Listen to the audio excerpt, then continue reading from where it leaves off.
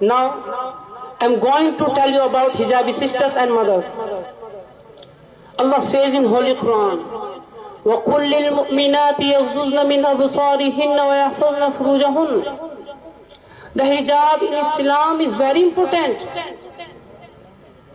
If anyone in society or government or country will raise our hand on irritators,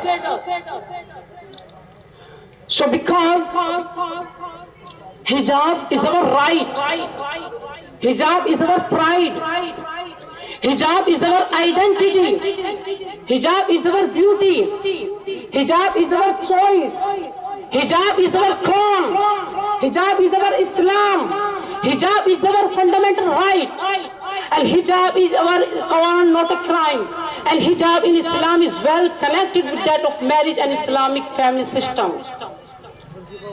The West considers the society a group of individuals free to decide and then involve him personally. On the contrary, Islam considers the society a unit. Islam believes that women's civilizations can survive only when the society is clean, pious, systematic and responsible.